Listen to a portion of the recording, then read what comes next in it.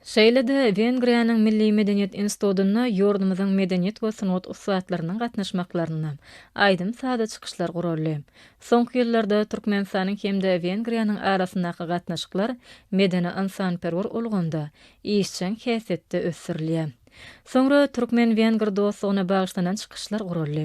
Bu ýerde edilen çykyşlarda türkmen halkynyň şöhratly taryhy, däp desturlary, milli gymmatlyklary, medeniýeti, muzeýleri, taryhy ýadygarlyklary, nusgawy we häzirki zaman binagarlygy barada täsirli gurrunlar edildi. Soňra bu ýerde atlar türkmenleriň gündelik durmuşyna atly çäre guruldy. Onu Türkmen halkynyň dünýä meşhur ahalteki bedewleri barada çykyşlar boldy.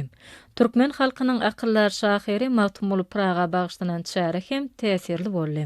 Onu Magtymul Pragaňyň baý edebi mirasy, täkim paýhasa ýoğurlandyrjylygy barada giňişlen söhbetler edildi. Türkmenistanyň medeniýet we sanat işgärläriniň gatnaşmaklaryna Wengriýada geçirilen medeni çäreleriň her biri ören ähmiýetlidir.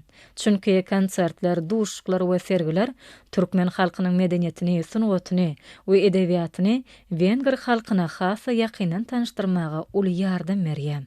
Geçirilen konsertler, dörejülük maslahatlary Türkmen döwletimiz bilen Wengriýanyň arasynda däwe urulan dostlukly gatnaşyklaryň ýygydarly kämilleşdirilýändigini aýdym beýan etmek bilen, dörejülük işgärläriniň arasynda özara tejribeler alşmaklaryna, aýdym sanatynyň ösüşlerini birek-birege ýakynan tanışdyrmakda möhüm ähmiýetli halkara çäresine uruly.